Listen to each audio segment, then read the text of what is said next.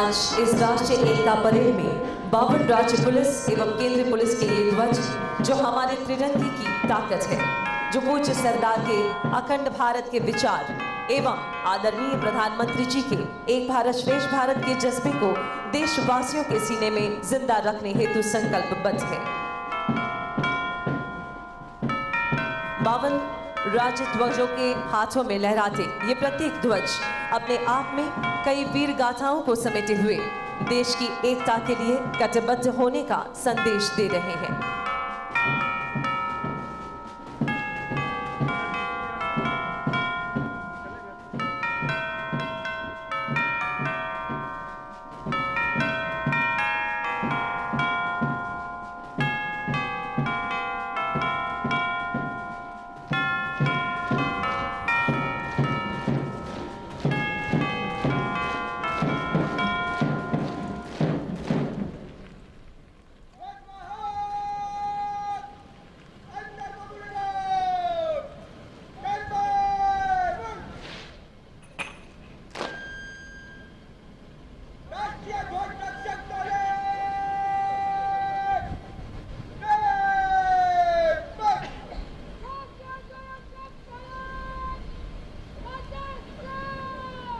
और अब मां भारती की ये जाबाज बेटियां शक्ति का सच्चा स्वरूप, फुर्तीले कदमों की धमक और त्रिरंगे की शान का जज्बा लिए राष्ट्रीय एकता परेड में सर्वप्रथम बार सीमा सुरक्षा बल की बहादुर महिला प्रहरी गर्व के साथ राष्ट्र ध्वज थामे हमारे समक्ष होंगी, जिनका नेतृत्व कर रही है सीमा सुरक्षा बल की युवा अधिकारी अमनदीप कौर, असिस्टेंट कमांडेंट।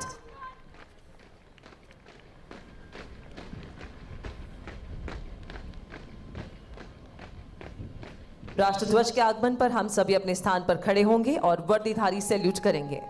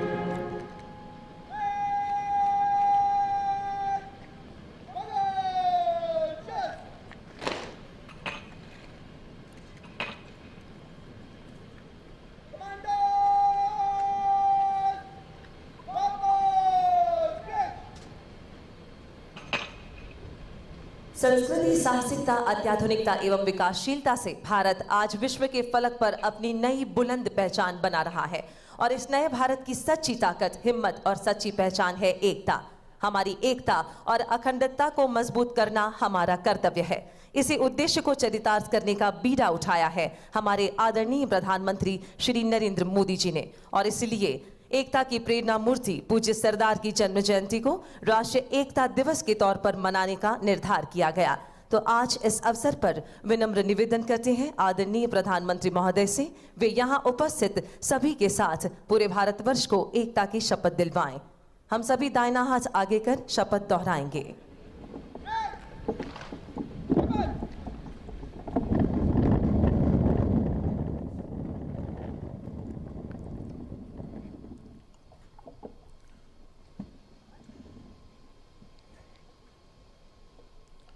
मैं सत्यनिष्ठा से शपथ लेता हूं कि मैं राष्ट्र की एकता, अखंडता और सुरक्षा को बढ़ाए रखने के लिए स्वयं को समर्पित करूंगा और अपने देशवासियों के बीच यह संदेश फैलाने का भी भरसक प्रयत्न करूंगा। मैं यह शपथ अपने देश की एकता की भावना से ले रहा हूं, जिसे सरदार पटेल उनकी दूरदर्शिता एवं कार्यों द्वारा संभव बनाया जा सका। मैं अपने देश की आंतरिक सुरक्षा सुनिश्चित करने के लिए अपना योगदान करने का भी सत्यनिष्ठा से संकल्प करता हूं।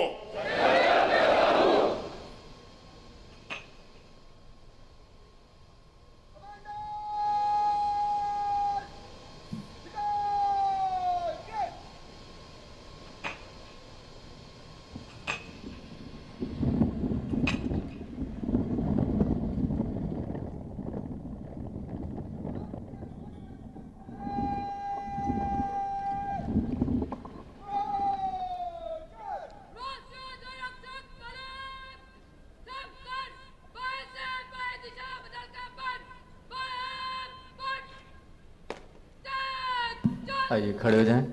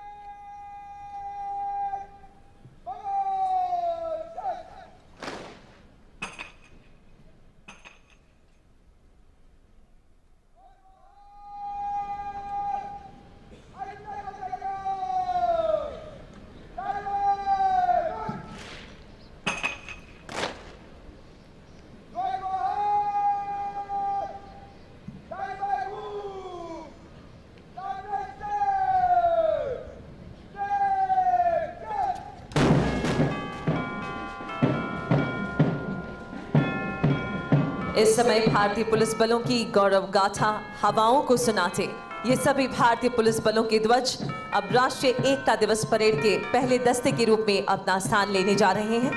भारतीय पुलिस बलों ने हमेशा ही देश की आंतरिक सुरक्षा को सुदृढ़ बनाने के संकल्प के साथ अपने कर्तव्यों का निर्वाह किया है। इन ध्वजों के प्रति हर पुलिस बल की प्रतिबद्धता उन्हें कर्तव्य पथ पर आगे बढ़ने की प्रेरणा देता रहता है। बलिदान, शौर्य और पराक्रम की कहानी कहते ये भारतीय पुलिस बलों के ध्वज जो इस परेड में सबसे पहले दस्ते के रूप में अपना स्थान लेते हुए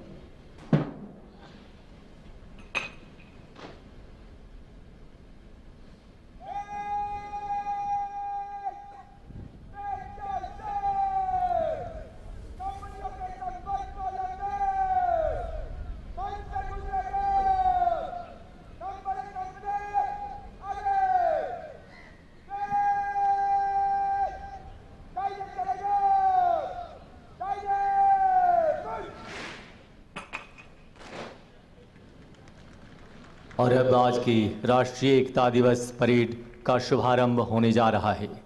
केंद्रीय पुलिस बलों में से इस वर्ष की परेड के आयोजन के सूत्रधार सीमा सुरक्षा बल शामिल है, जबकि इस वर्ष से राज्य पुलिस बलों के लिए राष्ट्रीय एकता दिवस में शामिल होने हेतु एक नई परंपरा की शुरुआत हुई है।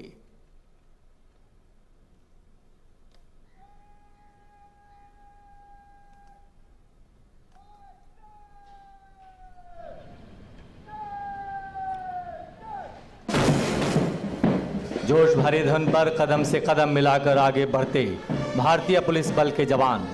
हम आपको सूचित करना चाहेंगे कि पहली बार भारतवर्ष के समस्त राज्यों को 5 जोन में रखा गया और इस वर्ष हर जोन से एक एक राज्य के पुलिस बल इस राष्ट्रीय एकता दिवस परेड में शामिल हैं और यही क्रम प्रतिवर्ष चलता रहेगा ताकि एक एक करके भारतवर्ष के समस्त राज्यों के पुलिस बलों को राष्ट्रीय एकता दिवस परेड में भाग लेने का अवसर प्राप्त हो सके। 5 जोन से आए राज्य पुलिस बल के दस्तों के साथ आज सीमावर्ती राज्यों जैसे राजस्थान, पंजाब, कश्मीर, नागालैंड, मणिपुर, उत्तराखंड और असम जैसे राज्यों से आए एनसीसी कैडेट्स के रूप में देश की युवा शक्ति भी शामिल है। परेड तेज कदमों से सलामी मंच की तरफ बढ़ती हुई आज की राष्ट्रीय एकता दिवस परेड का नेतृत्व कर रहे हैं भारतीय पुलिस सेवा के युवा अधिकारी Shri Raghav Jain, IPS, ASP, Gujarat police. भारतीय पुलिस बलों के 52 ध्वज एक साथ गौरवशाली मुद्रा में आगे बढ़ते हुए एक विहंगम दृश्य। ध्वजवाहकों के दस्ते की कमान संभाली है बीएसएफ के युवा अधिकारी श्री गुरुप्रताप सिंह रंधावा, असिस्टेंट कमांडेंट। और अब जीवन पर्यंत कर्तव्य की अवधारणा के साथ गर्व से आगे बढ़ता बीएसएफ का दस्ता। सुरक्षित सीमाएं, समृद्ध राष्ट्र का संकल्प और अंतर्राष्ट्रीय सीमाओं को सुरक्षित रखने के प्रति कटिबद्ध सीमा सुरक्षा बल, जिसकी कमान संभाली है श्री मनोज कुमार शर्मा, असिस्टेंट कमांडेंट। सेवा सुरक्षा सहयोग का ध्येय लिए हर पल जन सेवा में तत्पर हरियाणा पुलिस दस्ते की कमान संभाले है श्री वरुण धैया, एसीपी।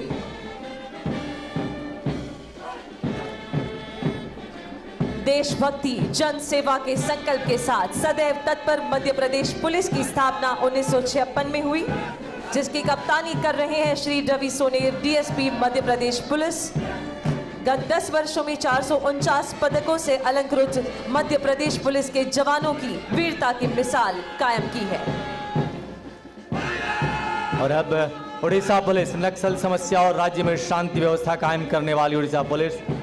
इस समय उड़ीसा पुलिस के दस्ते की कमान संभाले श्री दीपक कुमार गणनायक, असिस्टेंट कमांडेंट। ठीक इसके पीछे तेज कदमों से आगे बढ़ती तेलंगाना राज्य में कानून व्यवस्था कायम करने के साथ ही नक्सलियों को मुंहतोड़ जवाब देने वाली ये तेलंगाना पुलिस दस्ते की कमान संभाली श्री बी वेणुगोपाल रेड्डी, डीएसपी ने। और अब त्रिपुरा पुलिस, सेवा, वीरता और बंधुता के साथ त्रिपुरा पुलिस नॉर्थ ईस्ट के दुर्गम इलाकों में हर पल चुनौतियों के साथ लड़ते हुए त्रिपुरा पुलिस के दस्ते की कमान संभाली श्री सौमुद्र देव वर्मा, डीएसपी ने। और अब राष्ट्रीय कैडेट कोर, विश्व की सबसे बड़ी यूनिफॉर्म यूथ फोर्स, जो अब भारत की वीरता और शक्ति को सही मायने में चरितार्थ करती है, नेतृत्व कर रहे हैं senior under officer Mahida Krishnaraj Singh. और अब जिप्सीज में सवार भारतीय पुलिस बलों के राष्ट्रमंडल खेल पदक विजेता खिलाड़ी, जिनका नेतृत्व कर रही है नयन मोनी सेकिया, डीएसपी असम पुलिस, जिन्होंने बर्मिंघम में आयोजित कॉमनवेल्थ गेम्स 2022 में लोन बॉल स्पोर्ट्स में स्वर्ण पदक हासिल किया है। अन्य वाहनों में सवार झारखंड पुलिस, मणिपुर पुलिस और राजस्थान पुलिस के खिलाड़ी शामिल हैं। सब इंस्पेक्टर सुनील बहादुर, कांस्टेबल लवली चौबे और कांस्टेबल दिनेश कुमार झारखंड पुलिस से हैं, जबकि इंस्पेक्टर लिकमाबम सुशीला देवी मणिपुर पुलिस तथा सब इंस्पेक्टर पूजा सिहाग राजस्थान पुलिस से है। इन सभी ने अपनी खेल प्रतिभाओं से भारतीय पुलिस बलों में और देश का नाम रोशन किया है। वीरता, शौर्य, पराक्रम और जन सेवा की अनूठी मिसाल कायम करने वाले भारतीय पुलिस बलों के जवान राष्ट्रीय एकता दिवस 2022 की परेड में अपने अनुशासन, कर्तव्य निष्ठा और कर्तव्य परायणता की नई कहानी लिखने के लिए दृढ़ संकल्प के साथ कदम से कदम मिलाकर आगे बढ़ते हुए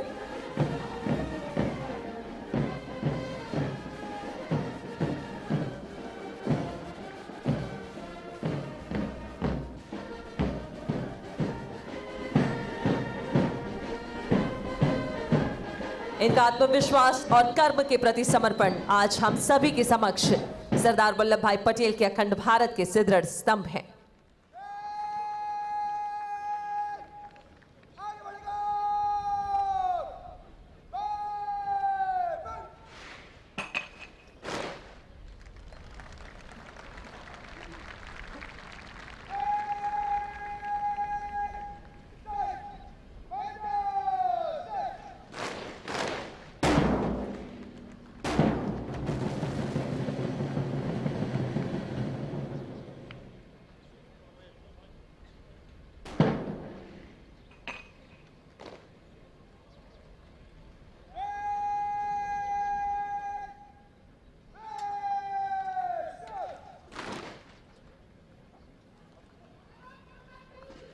और अब सीमा सुरक्षा बल के राष्ट्रीय श्वान प्रशिक्षण केंद्र द्वारा सिर्फ भारतीय नस्ल के श्वानों के साथ प्रस्तुत किया जाने वाला देश का यह प्रथम अद्भुत श्वान प्रदर्शन।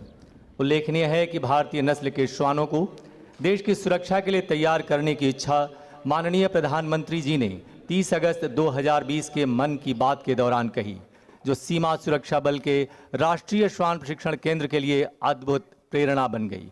डीजी बीएसएफ श्री पंकज कुमार सिंह के मार्गदर्शन में पहल करते हुए सीमा सुरक्षा बल के राष्ट्रीय श्वान प्रशिक्षण केंद्र ने प्रारंभ में 2 भारतीय नस्ल के श्वानों को चुना, जिनमें उत्तर प्रदेश की नस्ल रामपुर हाउंड और कर्नाटक तथा महाराष्ट्र की नस्ल मुधोल हाउंड शामिल रहे। इसके उपरांत कश्मीर के स्थानीय नस्ल गद्दी बखरवाल और तमिलनाडु की नस्ल राजपालयम को भी इसमें शामिल कर लिया गया। आज के प्रदर्शन में रामपुर हाउंड और मुधोल हाउंड को शामिल किया गया है।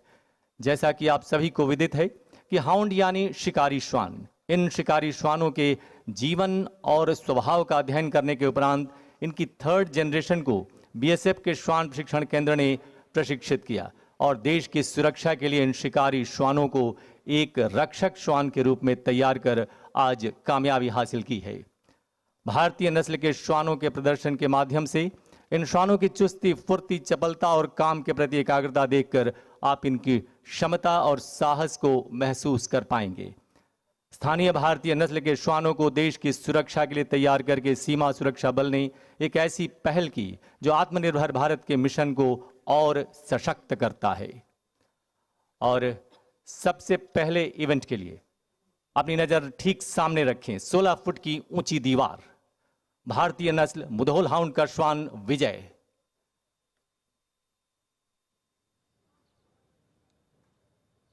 तीव्र गति से इस 16 फुट की ऊंची दीवार को ये पार करने के लिए उद्यत, तैयार, और ये बहुत ही सफल। श्वान विजय ने अपने विजय अभियान की शुरुआत की और पलक झपकते ही बाधा को पार कर लक्ष्य तक पहुंचने में कामयाब रहा।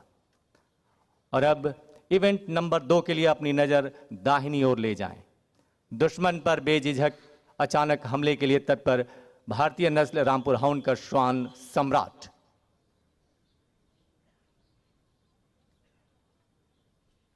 तेजी से श्वान सम्राट हाइड आउट पर चढ़ा और पलक झपकते ही छिपे हुए आतंकवादी पर हमला बोलने में कामयाब होने से पहले थोड़ा सा सोच विचार और ये अचानक हमला, जी हां, अत्यंत सराहनीय, बहुत ही मजबूत पकड़, दुश्मन पर बेझिझक अचानक हमला। और अब इवेंट नंबर 3, बिल्कुल दाहिनी ओर देखें। सीढ़ी पर जाबाजी। 20 फुट ऊंची सीढ़ी पर चढ़ने और उतरने की प्रक्रिया में भारतीय नस्ल रामपुर हाउंड का श्वान मोगली। अगर ऑपरेशन के दौरान सामान्य सीढ़ी से भी चढ़ना या उतरना पड़े तो ये भारतीय नस्ल पीछे नहीं। संतुलन, एकाग्रता और इन सभी के साथ पूरी तन्मयता के साथ 20 फुट ऊंची पहाड़ी नुमा सीढ़ी पर चढ़ता ये श्वान मोगली। संतुलन बनाए हुए रामपुर हाउंड श्वान मोगली अब नीचे की तरफ पहुंचता हुआ सफलता के बिल्कुल करीब, और साथ ही सीमा प्रहरी अपने साथी श्वान की सुरक्षा के लिए वहां तैयार हैं।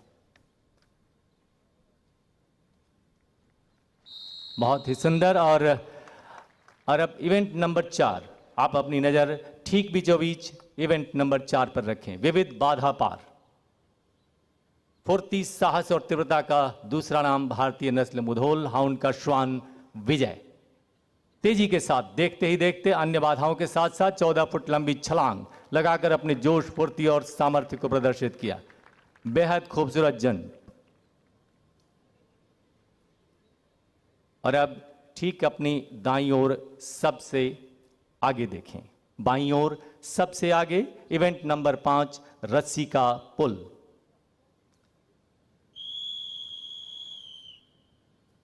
भारतीय नस्ल रामपुर हाउंड का श्वान सम्राट किस तरह रस्सी के पुल को चलकर पार करता है। मकसद यह है कि यदि रस्सी के रास्ते से भी लक्ष्य तक पहुंचना हो तो हम कामयाब रहेंगे। भारतीय नस्ल रामपुर हाउंड का श्वान सम्राट, बहुत ही सुंदर, अद्भुत। और अब वापस अपने स्थान की तरफ बढ़ता हुआ रामपुर हाउंड श्वान सम्राट, बहुत ही सुंदर और सफलतापूर्वक इसने इसे पूरा किया। और अब इवेंट नंबर 6 टेंट पार कूद के लिए ठीक आगे बाईं ओर लगे टेंट को देखें।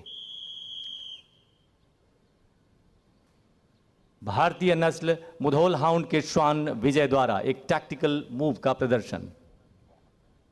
ऊंचे टेंट को आसानी से पार कर गया और दुश्मन पर हमला बोलने में सफल भारतीय नस्ल मुधोल हाउंड का श्वान विजय। सफल प्रयास, काबिले तारीफ। और अब इवेंट नंबर 7, और अभी अपनी नजर बाईं ओर ही रखें, लेकिन बाईं ओर सबसे आगे फिर से रस्सी के पुल पर। कठिन डगर, अडिग कदम। जी हां, पहले खुली आंखों से और अब बंद आंखों से आंख पर पट्टी बांधने के बावजूद भारतीय नस्ल रामपुर हाउंड का श्वान सम्राट संतुलन बनाते हुए आगे बढ़ने की तैयारी में। एकाग्रता, कंसंट्रेशन, प्रशिक्षण, उच्च कोटि का मार्गदर्शन, ये सब कुछ आवश्यक है इन्हें प्रशिक्षित करने में।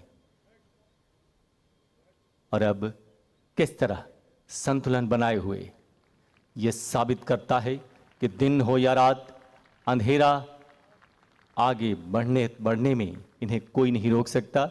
लक्ष्य तक पहुंचना ही एकमात्र उद्देश्य। अद्भुत प्रदर्शन इस कठिन डगर अडिग कदम की तरफ। और अब सामने केंद्र में इवेंट नंबर 8, जिसे हमने नाम दिया है ऊंची नीची भूल भुलैया। भारतीय नस्ल रामपुर हाउंड की श्वान सुंदरी संतुलन और एकाग्रता के साथ ऑपरेशनल एरिया में ऊंचे नीचे रास्तों पर भी आगे बढ़ने में सक्षम ये भारतीय नस्ल के श्वान प्रशंसनीय तरीके से, और ये इसने अपना मकसद पूरा किया और आगे बढ़ता हुआ। और अब इवेंट नंबर 9, भीड़ पर काबू के लिए अपनी नजर सामने ही रखें। असंयत भीड़ को तितर बितर करने में भी सुरक्षा बलों के लिए मददगार साबित होते हैं ये रामपुर हाउंड और मुधोल हाउंड जैसे भारतीय नस्ल के श्वान। अगर उग्र भीड़ पर काबू पाना हो तो सुरक्षा बल इन श्वानों की सहायता से किस तरह इन पर काबू पाते हैं, इसी का ये प्रदर्शन। उन्हें चेतावनी दी गई, लेकिन इसके बाद अगर भीड़ आगे बढ़ती गई तो फिर से ये आक्रमण। और अब इवेंट नंबर 10 पक्का इरादा डेयर डेविल स्लिदरिंग के लिए अपनी नजर दाहिनी ओर रखें। ये देखिए भारतीय नस्ल रामपुर हाउंड का श्वान संता ऑपरेशनल जरूरतों के लिहाज से अगर रास्ता टूट भी जाए तो रस्सी के सहारे अपने लक्ष्य तक पहुंचने में सक्षम। रामपुर हाउंड नस्ल श्वान इस प्रदर्शन को अंजाम देता हुआ, बहुत ही साहस और रोमांच भरा प्रदर्शन रामपुर हाउंड के इस श्वान द्वारा। अपने सफल प्रदर्शन, जी हाँ, सीमा सुरक्षा बल के राष्ट्रीय श्वान प्रशिक्षण केंद्र द्वारा प्रशिक्षित ये भारतीय नस्ल के श्वान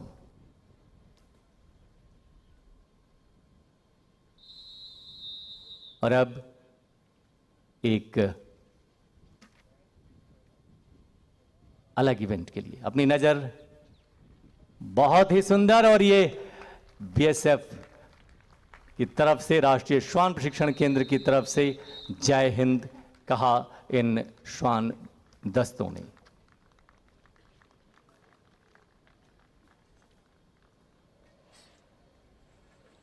और ये सभी अब गर्व के साथ आप सभी के समक्ष आने को तैयार। भारतीय नस्ल के श्वानों को सुरक्षा बलों के लिए प्रशिक्षित कर एक नई पहल के साथ सफलता के मुकाम तक पहुंचने वाला सीमा सुरक्षा बल का राष्ट्रीय श्वान प्रशिक्षण केंद्र विभिन्न भारतीय नस्ल के श्वानों, जिनमें उत्तर प्रदेश के रामपुर हाउंड, कर्नाटक और महाराष्ट्र के मुधोल हाउंड, कश्मीर के बर्फीले इलाकों के लिए गद्दी बकरवाल नस्ल का स्थानीय श्वान तथा तमिलनाडु का राजपालयम जैसे श्वानों को प्रशिक्षित कर अपने अलग पहचान कायम की और आत्मनिर्भर भारत के उद्देश्य को सार्थक बनाने में अमूल्य योगदान दिया। इस समय गर्व से सलामी देते हुए आगे बढ़ते, आइए हम इनके इस काम को, इस प्रदर्शन को अपनी तालियों से सराहें।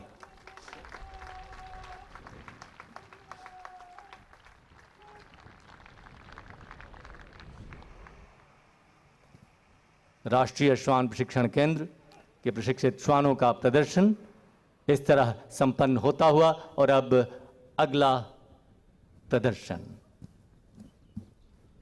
विभिन्न प्रदर्शनी की श्रृंखला में अगली प्रस्तुति है केंद्रीय औद्योगिक सुरक्षा बल के महिला दस्ता द्वारा कलेरी पर्यटकी।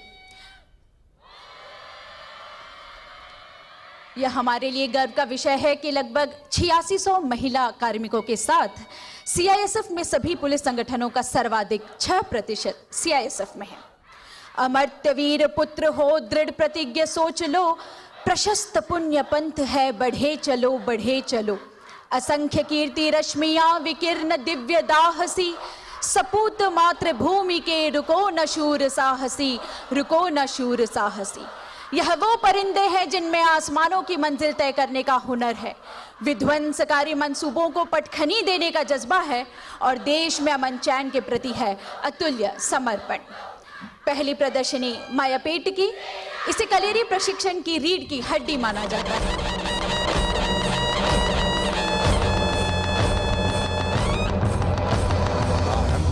प्रचंड बोल मस्तकों के झुंड, आज जंग की घड़ी की तुम गुहार दो। आन बान शान या की जान का हो दान, आज एक धनुष के बाण पे उतार दो। आरंभ है प्रचंड बोल मस्तकों के झुंड, आज जंग की घड़ी की तुम गुहार दो। आन बान शान या की जान का हो दान, आज एक धनुष के बाण पे उतार दो। आरंभ है प्रचंड।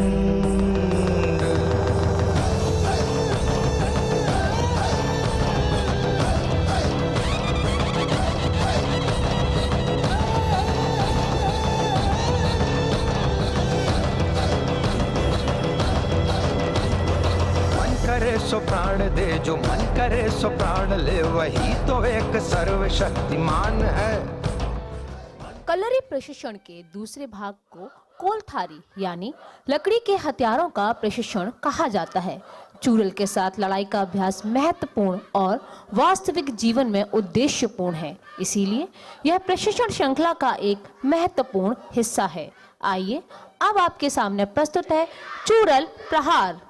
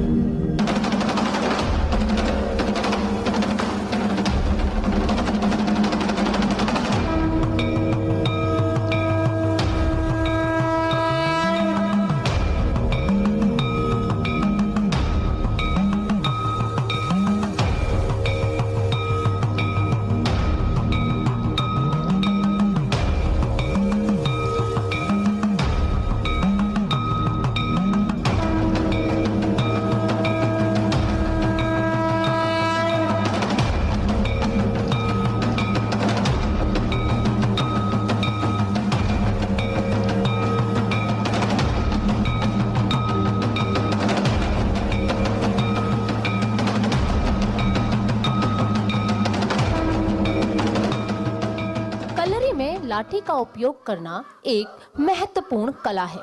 चेरुवड़ी एक छोटी छड़ी है जो लड़ाई में जवाबी हमला, रक्षा, निहत्थी तकनीक और तालों का इस्तेमाल करने का एक प्रायोगिक प्रशिक्षण है। तो आइए प्रस्तुत है चेरुवड़ी फाइट।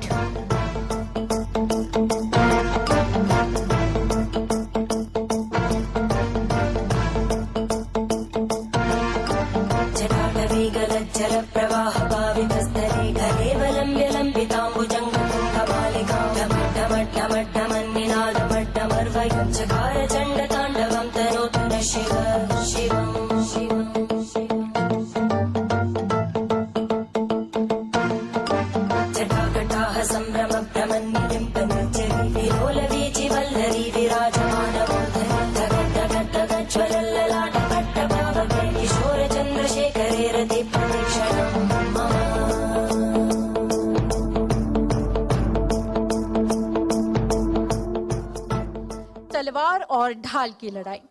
कलेरी के अगले चरण में धारदार हथियारों से लड़ाई, जिसे अंगधारी कहा जाता है, का प्रशिक्षण शामिल है। तलवार और ढाल की लड़ाई को वालपेट कहा जाता है, जो ढाल के साथ विभिन्न रक्षात्मक चालें तथा आक्रामक प्रहार करना सिखाती है।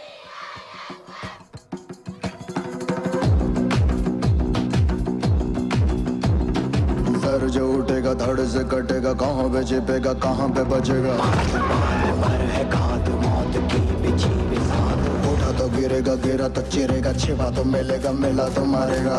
जाग भाग भाग बच सके तो बच ले आज। आंधी है ये ज़लज़ला है, पूरे जोर पर चला है। किसमें दम है जो लड़ा है, कौन रह सका खड़ा है। सबसे अटल सबसे प्रबल शस्त्र रचित, रक्त चरित रक्त चरित रक्त चरित रक्त चरित रक्त चरित रक्त चरित रक्त चरित रक्त चरित। सबसे अटल सबसे प्रबल शस्त्र रचित, रक्त चरित रक्त चरित रक्त चरित रक्त चरित। Dream of night, I dream of day, dream of watching it fade away. तुम्हारे बिना मरने से डरता। Feel me once, feel me twice, feel me more, I'll shoot you at sight.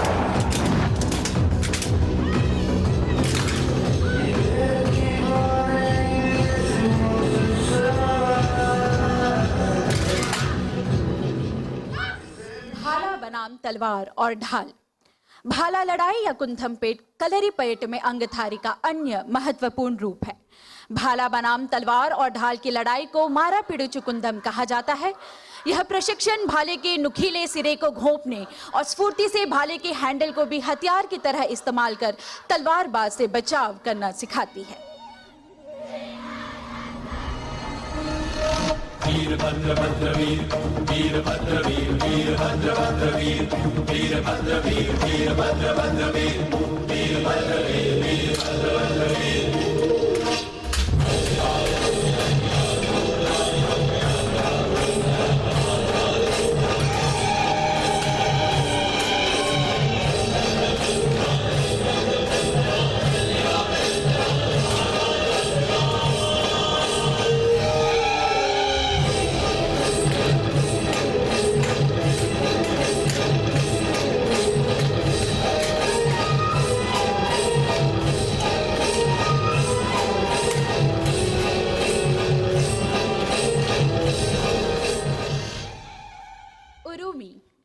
Urumi एक प्रकार की लंबी लचीली तलवार है जो कलरीपयट में इस्तेमाल किया जाने वाला एक अविश्वसनीय रूप से खतरनाक हथियार है। इस प्रशिक्षण में उपयोगीकर्ता को अतिरिक्त सतर्क रहना पड़ता है, क्योंकि एक गलती आत्मघाती साबित हो सकती है। शत्रु ढाल भी अपने लचीले और घुमावदार स्वभाव के कारण बचाव करने में सक्षम नहीं है।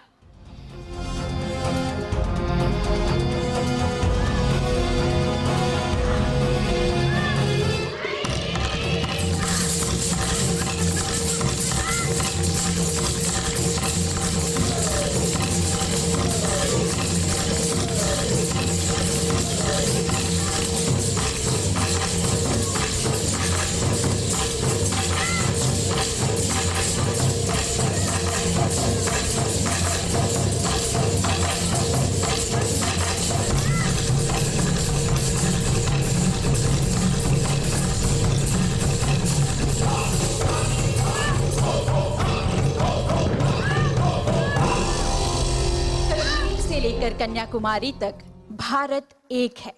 इसकी जमीन पर पसरी सांस्कृतिक विविधताओं में भी सहजता से पहचाने जाने वाली एक रूपता है। भारत निस्संदेह जीता जागता राष्ट्र पुरुष है। यह वंदन की भूमि है, अभिनंदन की भूमि है, यह तर्पण की भूमि है, यह अर्पण की भूमि है। इसका कंकर कंकर शंकर है, इसका बिंदु बिंदु गंगाजल है। हम जिएंगे तो इसी के लिए, मरेंगे तो इसी के लिए।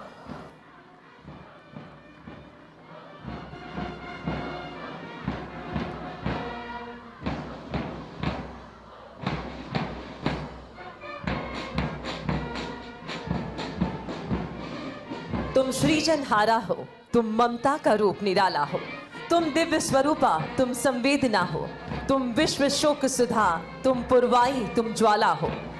कभी तुम दुर्गा तो कभी तुम रणचंडी हो, तुम नारी का ये रूप निराला हो। आज नारी शक्ति के इन विभिन्न रूपों में से पराक्रम को प्रदर्शित करने के लिए गुजरात पुलिस की महिला शक्ति प्रस्तुत कर रही है राइफल ड्रिल। हम सब के लिए गर्व की बात है कि गुजरात पुलिस की महिला शक्ति पूरे राज्य में पुरुषों के साथ कंधे से कंधा मिलाकर राज्य की सेवा कर रही है। आपको ये जानकर हर्ष होगा कि ये सभी महिला पुलिस कार्मिक गुजरात पुलिस की कार्यप्रणाली में अपना उल्लेखनीय योगदान देने के साथ साथ इस तरह की कुशलता भी हासिल कर चुकी है। ये गुजरात पुलिस की महिला शक्ति अनुशासन और आपसी तालमेल से कंधा मिलाकर किसी भी कार्य को बड़ी ही खूबसूरती के साथ अंजाम देती है, जिसका उदाहरण है ये राइफल ड्रिल। नेतृत्व कर रही है पुलिस इंस्पेक्टर DS गंभीर गुजरात पुलिस से।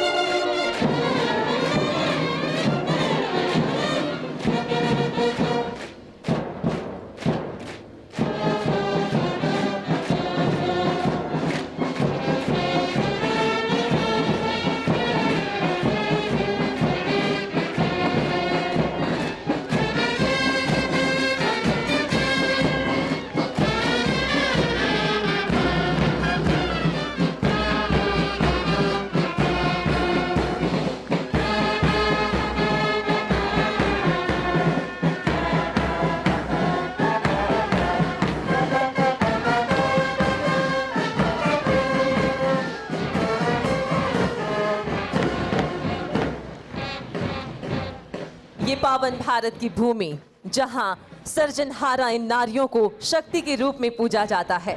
शक्ति स्वरूपा नारियों के सशक्तिकरण के लिए हमेशा से ही हिमायती रहे हैं हमारे आदरणीय प्रधानमंत्री जी। आज उनकी गरिमामय उपस्थिति में ये प्रस्तुति गुजरात पुलिस की महिला शक्ति के द्वारा, और अब एक ऐसी प्रस्तुति जो विशेष तो है ही, प्रस्तुत भी हो रही है कुछ विशेष बच्चों के द्वारा। गुजरात के बनासकांठा स्थित अंबाजी के गब्बर पर्वत पर कुछ वर्षों पूर्व भिक्षावृत्ति से जुड़े पिछड़े वर्ग के कुछ ऐसे बच्चे जिनके लिए जिंदगी लाउम्मीद थी। बनासकांठा स्थित श्री शक्ति सेवा केंद्र, जो कि पिछले 13 वर्षों से वहां के आदिवासी, भरथरी और अति पिछड़े वर्गों के उत्थान के लिए प्रयासरत है, उन्होंने इन आदिवासी भिक्षुक बच्चों को सही जिंदगी देने का सफलतम प्रयास किया। इसमें सर्वप्रथम प्रस्तुति स्वामीनारायण कन्या विद्या मंदिर भूज की इन बालिकाओं के द्वारा।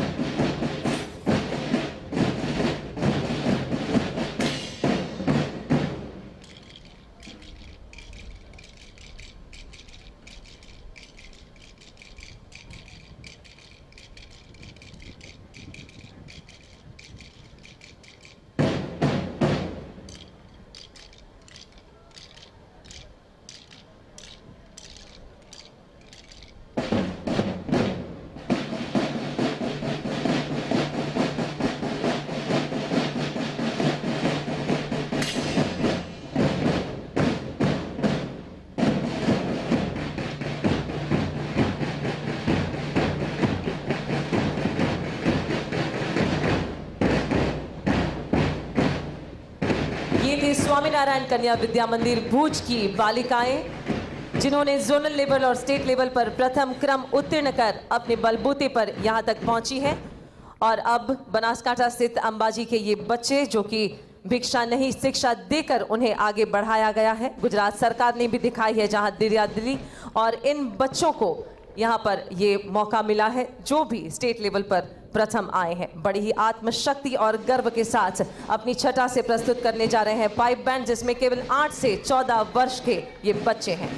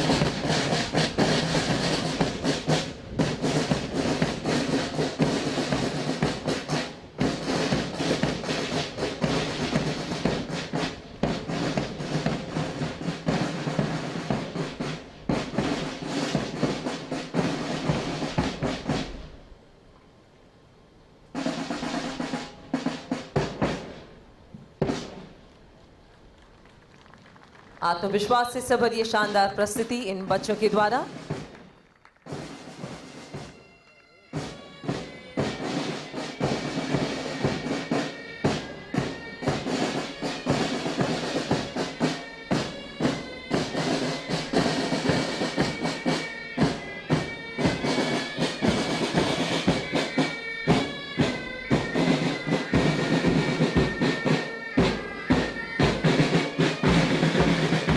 केवल 8 से लेकर 14 वर्ष की आयु के ये बच्चे पूरे राज्य में पाइप बैंड कंपटीशन में प्रथम क्रम पाकर आज ये शानदार प्रस्तुति बनासकांठा गब्बर पर स्थित भिक्षावृत्ति से जुड़े इन बच्चों के द्वारा।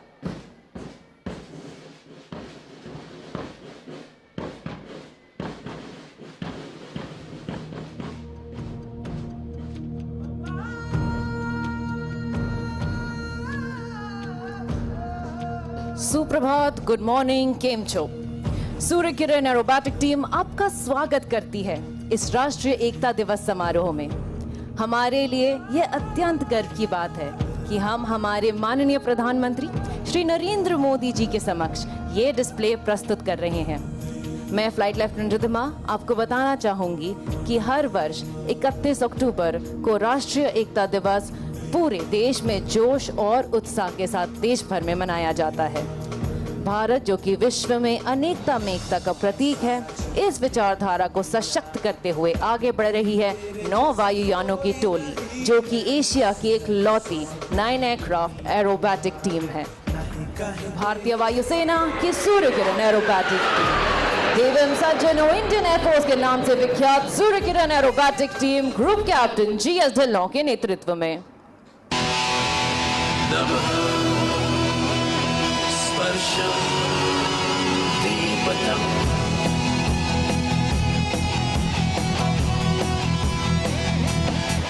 जाबाज हम चले, छूने आसमां चले, अपनी तो बस यही उड़ान है, बड़ी शान से चले। ऐतिहासिक नर्मदा तट पर सूर्य किरण की डायमंड फॉर्मेशन। दर्शकों, ऐसा लग रहा है कि आपकी तालियों की गड़गड़ाहट हमारे टीम तक नहीं पहुंच पा रही है, क्योंकि देखिए कैसे सूर्य किरण 7 टीम से अलग होते हुए नजर आ रहे हैं। पर घबराइए नहीं, क्योंकि वो आपसे जल्द ही मिलने आएंगे एक अलग रूप, एक नए अंदाज में। अपनी दाहिनी ओर देखते रहे, क्योंकि आ रहे हैं सूर्य किरण 7 आपको इस जहाज का चारों ओर का दृश्य दिखाने। छूने आसमां चले, अपनी तो बस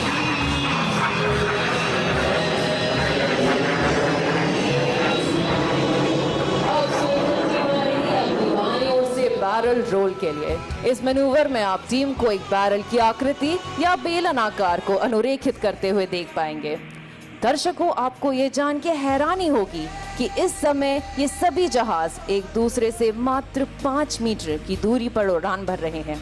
ऐसा लग रहा है मानो ये जहाज अदृश्य डोरी से बंधे हुए हो।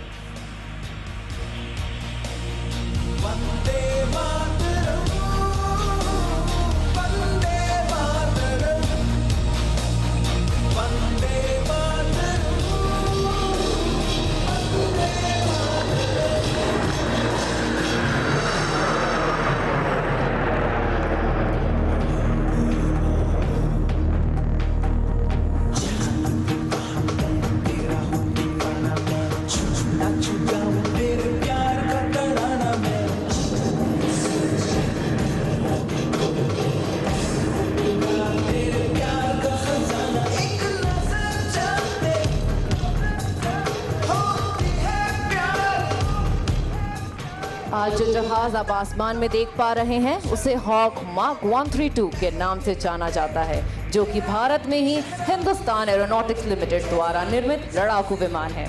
इस विमान पर भारतीय वायुसेना के नव कमीशन प्राप्त फाइटर पायलट्स को प्रशिक्षण दिया जाता है।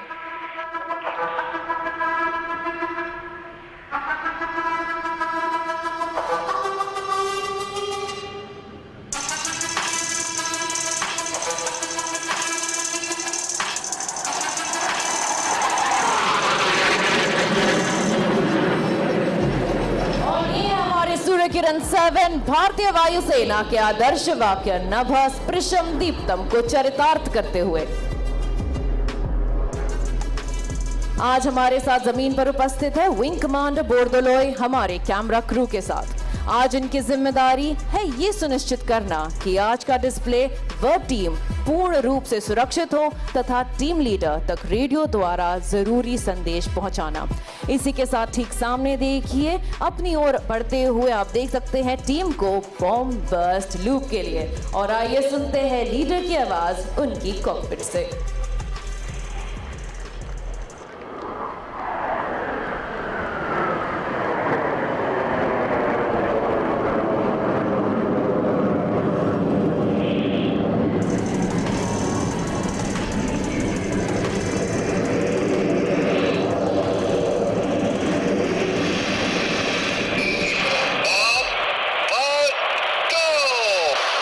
और देखिए कैसे टीम लीडर की आदेश पर टीम के 2 सदस्य नीले आसमान में सूर्य की किरणों के भांति फैल गए हैं। मानो कह रहे हो नव किरण का रथ सजा है, कली कुसुम से पथ सजा है। बादलों के अनुचरों ने स्वर्ण की पोशाक धारी, आ रही रवि की सवारी, आ रही रवि की सवारी। सूर्य किरण टीम का निर्माण वर्ष 1996 में हुआ और इस 26 वर्षीय टीम ने करीबन 72 शहरों में 600 से भी अधिक डिस्प्ले करने का दुर्लभ लक्ष्य प्राप्त किया है। एकता में शक्ति को प्रतिबिंबित करते हुए अगले मनूवर के लिए आ रहे हैं सूर्य किरण 8 और 9।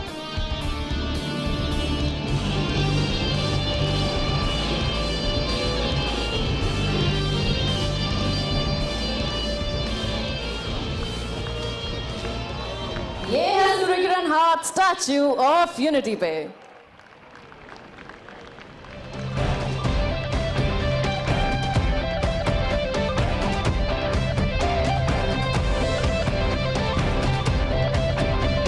इसी मनूवर के साथ हम अपने दर्शकों से विदा लेते हैं और आशा करते हैं कि हम फिर जल्द ही मिलेंगे। धन्यवाद। हूँ तुम्हारी बहु बहु भारी चू। जय हिंद। और भारतीय वायुसेना के साहस भरे रोमांचक प्रदर्शन के उपरांत अब समय है संगठित और सुदृढ़ भारत को आकार देने वाले आज़ाद भारत के प्रथम उप प्रधानमंत्री, प्रथम गृह मंत्री, भारत रत्न लौह पुरुष सरदार वल्लभ भाई पटेल की ओजस्वी वाणी और मूल्यवान विचारों को आत्मसात करने का।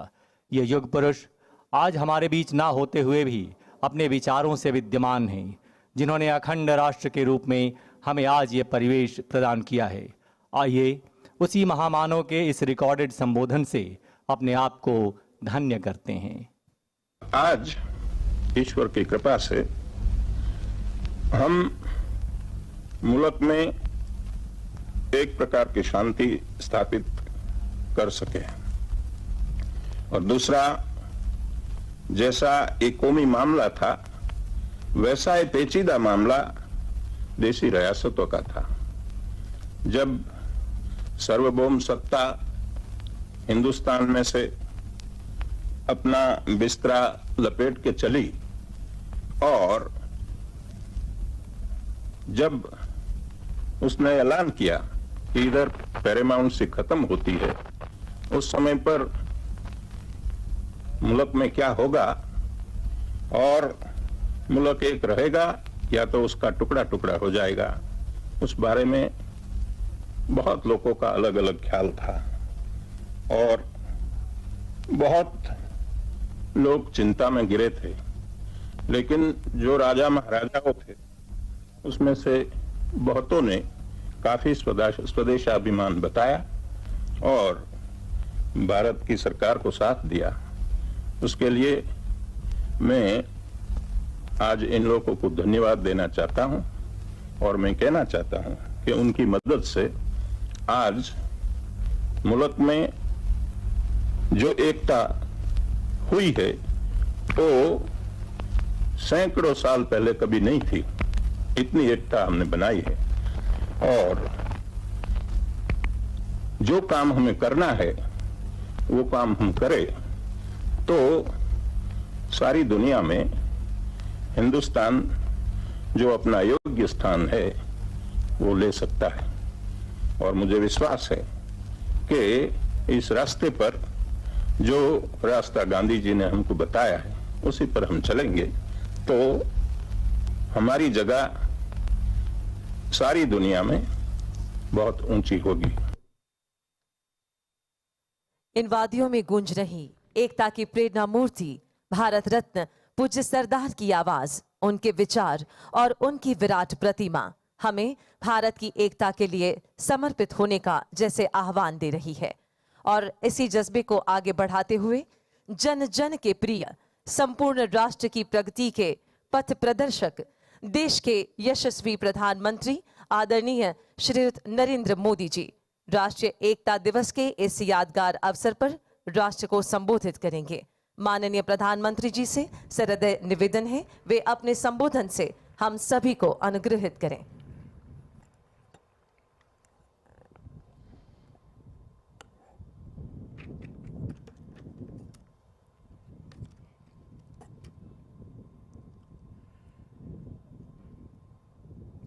देश के विभिन्न कोनों से यहाँ केवड़िया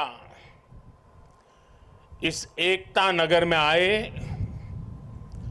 पुलिस बल के साथी, एनसीसी के नौजवान,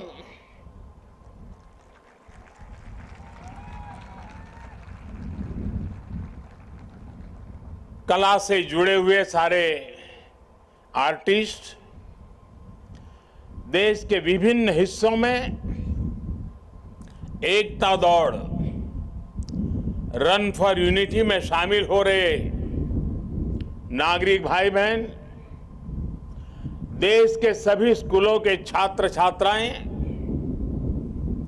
अन्य महानुभाव और सभी देशवासियों, मैं एकता नगर में हूं, पर मेरा मन मोरबी के पीड़ितों से जुड़ा हुआ है।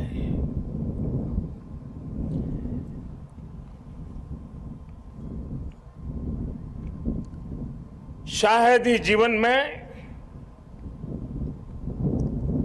बहुत कम ऐसी पीड़ा मैंने अनुभव की होगी। एक तरफ दर्द से भरा पीड़ित दिल है और दूसरी तरफ कर्म और कर्तव्य का पथ है। इस कर्तव्य पथ की जिम्मेवारी को लेते हुए मैं आपके बीच में हूं, लेकिन करुणा से भरा मन उन पीड़ित परिवारों के बीच में है।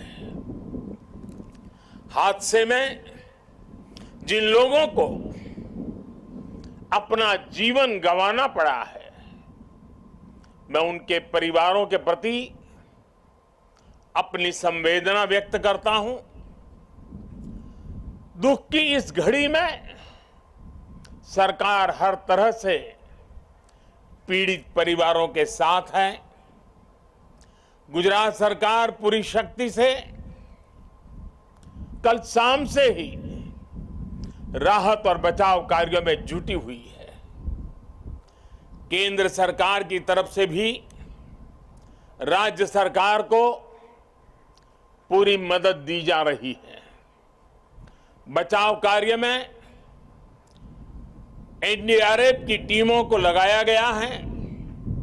सेना और वायुसेना भी राहत के काम में जुटी हुई है। जिन लोगों का अस्पताल में इलाज चल रहा है, वहां भी पूरी मुस्तैदी बरती जा रही है। लोगों की दिक्कतें कम से कम हो, इसे प्राथमिकता दी जा रही है।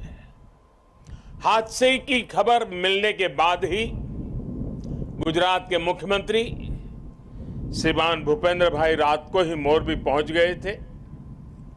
कल से ही वो राहत और बचाव के कार्यों की कमान संभाले हुए हैं। राज्य सरकार की तरफ से इस हादसे की जांच के लिए एक कमेटी भी बना दी गई है। मैं देश के लोगों को आश्वस्त करता हूं कि राहत और बचाव के कार्यों में कोई कमी नहीं आने दी जाएगी। आज राष्ट्रीय एकता दिवस का यह अवसर भी हमें एकजुट होकर इस मुश्किल घड़ी का सामना करने, कर्तव्य पथ पर बने रहने की प्रेरणा दे रहा है। कठिन से कठिन परिस्थितियों में सरदार पटेल का धैर्य, उनकी तत्परता से सीख लेते हुए हम काम करते रहे, आगे भी करते रहे। साथियों, वर्ष 2022 में राष्ट्रीय एकता दिवस का बहुत विशेष अवसर के रूप में मैं इसे देख रहा हूं। ये वो वर्ष है जब हमने अपनी आजादी के 75 वर्ष पूरे किए हैं।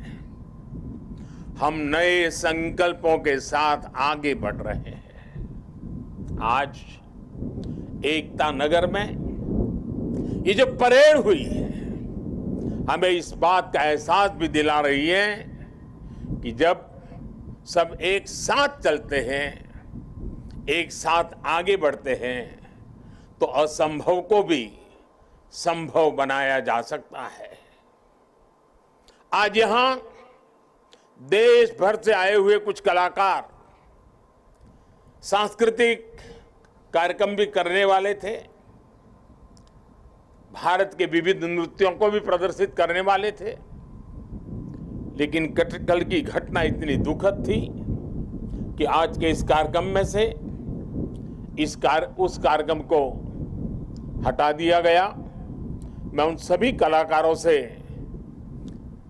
उनके यहाँ तक आना, उन्होंने जो पिछले के दौरान मेहनत की है लेकिन आज उनको मौका नहीं मिला, मैं उनके दुख को समझ सकता हूं, लेकिन कुछ परिस्थितियां ऐसी हैं। साथियों, ये एकजुटता, ये अनुशासन परिवार, समाज, गांव, राज्य और देश हर स्तर पर आवश्यक है और इसके दर्शन आज हम देश के कोने कोने में कर भी रहे हैं।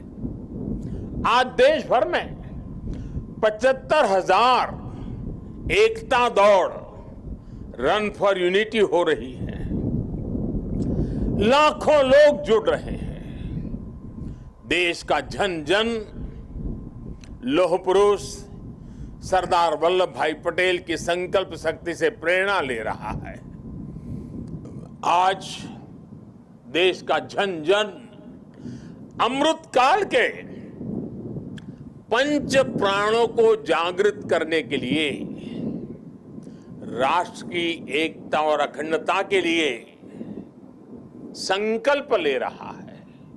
साथियों, राष्ट्रीय एकता दिवस ये अवसर केवड़िया एकता नगर की ये धरती और स्टैच्यू ऑफ यूनिटी हमें निरंतर ये एहसास दिलाते हैं कि आजादी के समय अगर भारत के पास सरदार पटेल जैसा नेतृत्व न होता तो क्या होता?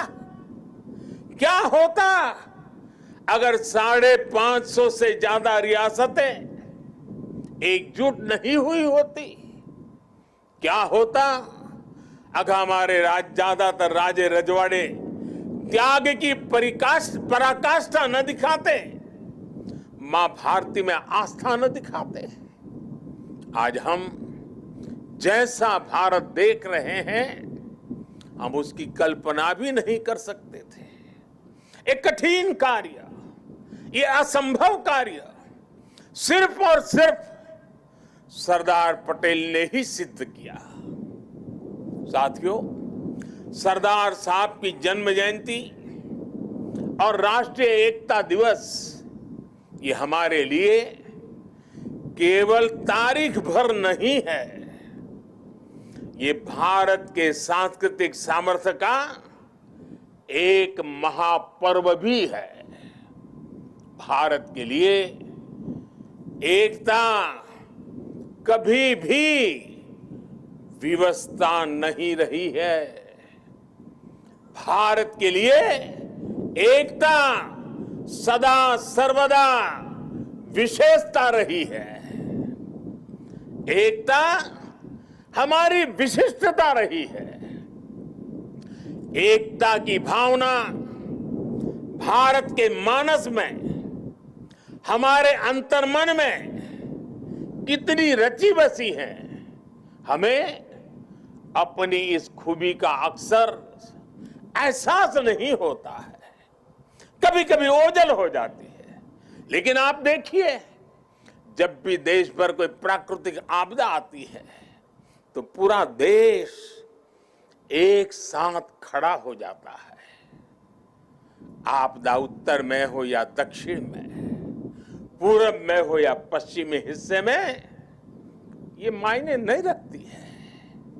पूरा भारत एकजुट होकर सेवा, सहयोग और संवेदना के साथ खड़ा हो जाता है। कल ही देख लीजिए ना, मोरबी में हादसा हुआ, उसके बाद हर एक देशवासी हादसे का शिकार हुए लोगों की सुरक्षा के लिए प्रार्थना कर रहा है। स्थानीय लोग हादसे की जगह पर अस्पतालों में हर संभव मदद के लिए खुद आगे आ रहे हैं। यही तो एकजुटता की ताकत है। कोरोना का इतना बड़ा उदाहरण भी हमारे सामने है। ताली थाली की भावनात्मक एकजुटता से लेकर राशन, दवाई और वैक्सीन के सहयोग तक देश एक परिवार की तरह आगे बढ़ा।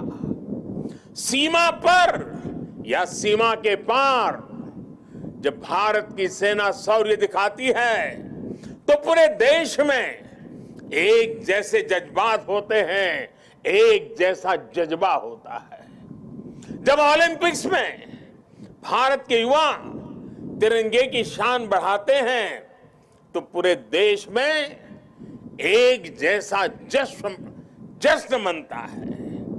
जब देश क्रिकेट का मैच जीतता है तो देश में एक जैसा जुनून होता है। हमारे जश्न के सांस्कृतिक तौर तरीके अलग अलग होते हैं, लेकिन भावना एक जैसी ही होती है। देश की ये एकता, ये एकजुटता, एक दूसरे के लिए अपनापन ये बताता है कि एक राष्ट्र के रूप में भारत की जड़ें कितनी गहरी है। और साथियों, भारत की यही एकता हमारे दुश्मनों को खटकती है। आज से नहीं बल्कि सैकड़ों वर्षों पहले गुलामी के लंबे कालखंड में भी भारत की एकता हमारे दुश्मनों को चूपती रही है। इसलिए गुलामी के सैकड़ों वर्षों में हमारे देश में जितने भी विदेशी आक्रांत आए, उन्होंने भारत में विभेद पैदा करने के लिए हर मुमकिन कोशिश की। उन्होंने भारत को बांटने के लिए, भारत को तोड़ने के लिए सब कुछ किया। हम फिर भी उसका मुकाबला कर सके क्योंकि एकता का अमृत हमारे भीतर जीवंत धारा के रूप में बह रहा था। लेकिन वो कालखंड लंबा था। जो जहर उस दौर में घोला गया, उसका नुकसान देश आज भी भुगत रहा है। इसलिए ही हमने बंटवारा भी देखा और भारत के दुश्मनों को उसका फायदा उठाते भी देखा। इसलिए हमें आज बहुत सावधान भी रहना है। अतीत की तरह ही भारत के उत्कर्ष और उत्थान से परेशान होने वाली ताकतें आज भी मौजूद है। वो आज भी हमें तोड़ने की, हमें बांटने की हर कोशिश करती है। हमें जातियों के नाम पर लड़ाने के लिए तरह तरह के नैरेटिव गढ़े जाते हैं। प्रांतों के नाम पर हमें बांटने की कोशिश होती है। कभी एक भारतीय भाषा को दूसरी भारतीय भाषा का दुश्मन बनाने के लिए कैंपेन चलाए जाते हैं। इतिहास को भी इस तरह पेश किया जाता है ताकि देश के लोग जुड़े नहीं बल्कि एक दूसरे से दूर हो। और भाइयों बहनों, इसे एक और बात हमारे लिए ध्यान रखनी आवश्यक है। ये जरूरी नहीं है कि देश को कमजोर करने वाली ताकत हमेशा हमारे खुले दुश्मन के रूप में ही आए। कई बार ये ताकत गुलामी की मानसिकता के रूप में हमारे भीतर घर कर जाती है। कई बार ये ताकत हमारे व्यक्तिगत स्वार्थों के जरिए सेंधमारी करती है। कई बार ये तुष्टीकरण के रूप में, कभी परिवारवाद के रूप में, कभी लालच और भ्रष्टाचार के रूप में दरवाजे तक दस्तक दे देती हैं। जो देश को बांटती और कमजोर करती है। लेकिन हमें उन्हें जवाब देना होगा। हमें जवाब देना होगा भारत मां के संतान के रूप में। हमें जवाब देना होगा एक हिंदुस्तानी के रूप में। हमें एकजुट रहना होगा, एक साथ रहना होगा। विभेद के जहर का जवाब हमें एकता के इसी अमृत से देना है। यही नए भारत की ताकत है। साथियों, आज राष्ट्रीय एकता दिवस पर मैं सरदार साहब द्वारा हमें सौंपे दायित्व को फिर दोहराना चाहता हूं। उन्होंने हमें ये जिम्मेदारी भी दी थी कि हम देश की एकता को मजबूत करें। एक राष्ट्र के तौर पर देश को मजबूत करें।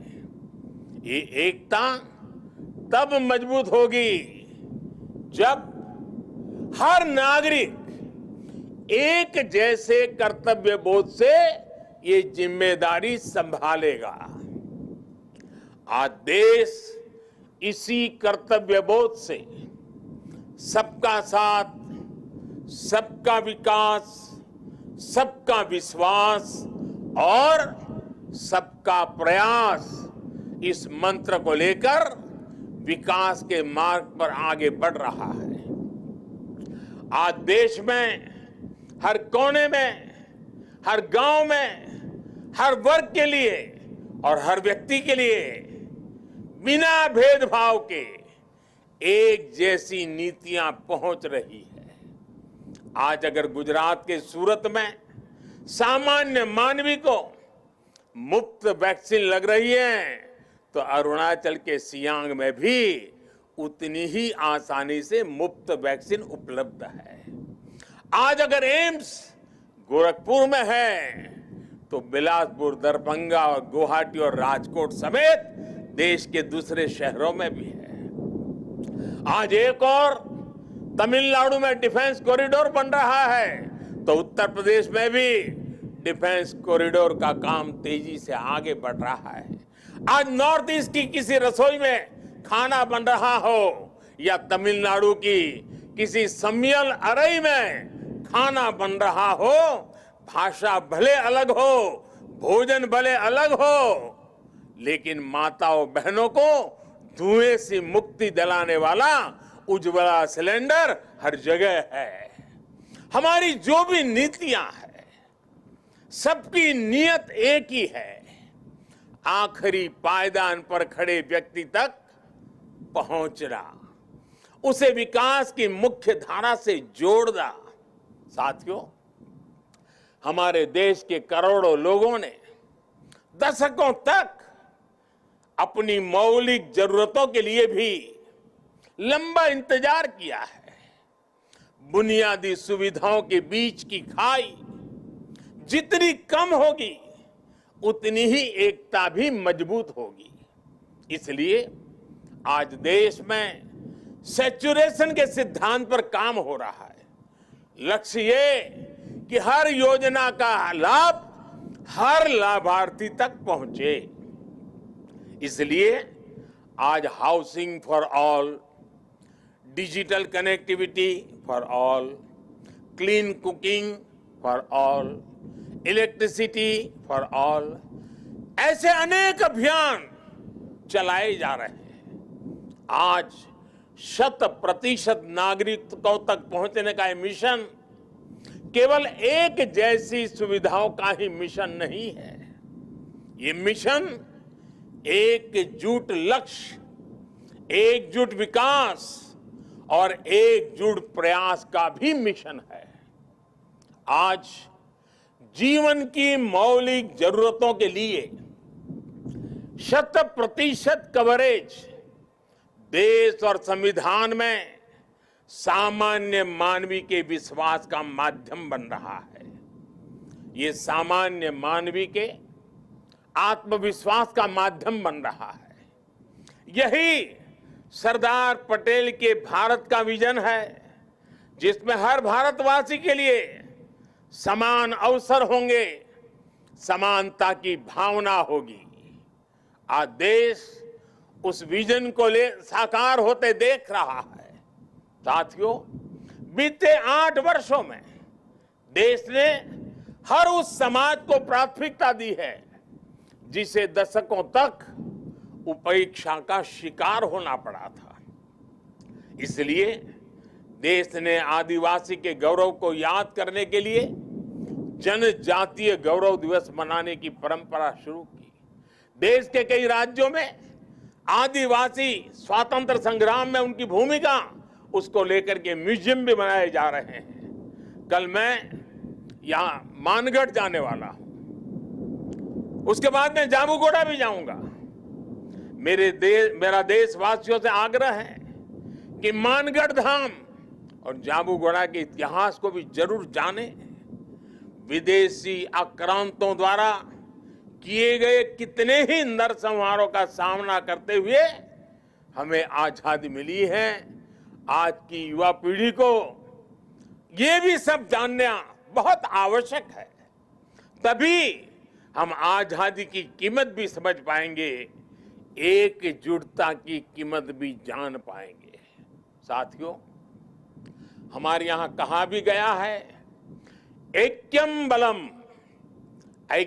बलम समाजस्य तद्भावे स दुर्बलः तस्मात् ऐक्यम प्रशंसन्ति दृढ़म राष्ट्र हितैषिण। अर्थात किसी भी समाज की ताकत उसकी एकता होती है। इसलिए मजबूत राष्ट्र के हितैषी एकता की इस भावना की प्रशंसा करते हैं, उसके लिए प्रयास करते हैं। इसलिए देश की एकता और एकजुटता हम सबका सामूहिक दायित्व है। ये एकता नगर भारत का एक ऐसा मॉडल शहर विकसित हो रहा है जो देश ही नहीं बल्कि पूरी दुनिया में अभूतपूर्व होगा। लोगों की एकता से, जन भागीदारी की शक्ति से विकसित होता एकता नगर आज भव्य भी हो रहा है और दिव्य भी हो रहा है। स्टैच्यू ऑफ यूनिटी के रूप में दुनिया की सबसे विशाल प्रतिमा की प्रेरणा हमारे बीच में है। भविष्य में एकता नगर भारत का एक ऐसा शहर बनने जा रहा है जो अभूतपूर्व भी होगा और विश्वसनीय भी होगा। जब देश में पर्यावरण की रक्षा के लिए किसी मॉडल शहर की बात होगी, एकता नगर का नाम आएगा। जब देश में बिजली बचाने के वाले एलईडी प्रकाशित किसी मॉडल शहर की बात होगी, सबसे पहले एकता नगर का नाम आएगा। जब देश में सोलर पावर से चलने वाले क्लीन ट्रांसपोर्ट सिस्टम की बात आएगी, तो सबसे पहले एकता नगर का नाम आएगा। जब देश में पशु पक्षियों के संरक्षण की बात होगी, विभिन्न प्रजातियों के जीव जंतुओं के संरक्षण की बात होगी, तो सबसे पहले एकता नगर का नाम आएगा। कल ही मुझे यहां मियावाकी फॉरेस्ट और मेज गार्डन का लोकार्पण करने का अवसर मिला है।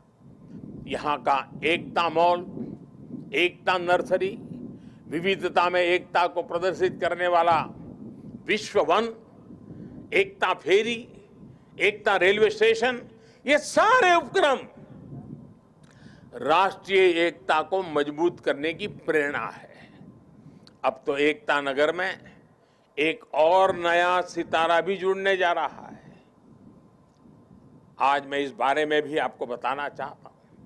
और अभी जब हम सरदार साहब को सुन रहे थे, उन्होंने जिस भावना को व्यक्त किया, उस भावना को उसमें प्रतिबिंब में हम कर रहे हैं। आजादी के बाद देश की एकता में सरदार साहब ने जो भूमिका निभाई थी, उसमें बहुत बड़ा सहयोग देश के राजा रजवाड़ों ने भी किया था। जिन राज परिवारों ने सदियों तक सत्ता संभाली, देश की एकता के लिए एक नई व्यवस्था में उन्होंने अपने अधिकारों को कर्तव्य भाव से समर्पित कर दिया। उनके इस योगदान की आजादी के बाद दशकों तक उपेक्षा हुई है। अब एकता नगर में उन राज परिवारों के, उन राज व्यवस्थाओं के त्याग को समर्पित एक म्यूजियम बनाया जाएगा। ये देश की एकता के लिए त्याग की परंपरा को नई पीढ़ियों तक पहुंचाएगा। और मैं गुजरात सरकार का भी आभारी हूं कि उन्होंने इस दिशा में काफी ग्राउंड वर्क पूरा किया है। मुझे विश्वास है सरदार साहब की प्रेरणा राष्ट्रीय एकता को मजबूत करने के लिए निरंतर हम सबका मार्गदर्शन करेगी। हम सब मिलकर सशक्त भारत का सपना पूरा करेंगे। इसी विश्वास के साथ मैं आप सबसे आग्रह करूंगा, मैं जब कहूंगा सरदार पटेल, आप 2 बार बोलेंगे अमर रहे, अमर रहे। सरदार पटेल, सरदार पटेल, सरदार पटेल। भारत माता की, भारत माता की, भारत माता की। बहुत बहुत धन्यवाद। आदरणीय प्रधानमंत्री जी के प्रति धन्यवाद एवं आभार के साथ कर्तव्य पथ पर अडिग रहने के संकल्प के साथ अब राष्ट्रीय एकता दिवस की यह परेड संपन्न होती हुई माननीय प्रधानमंत्री जी फोटो सेशन के लिए पधारते हुए।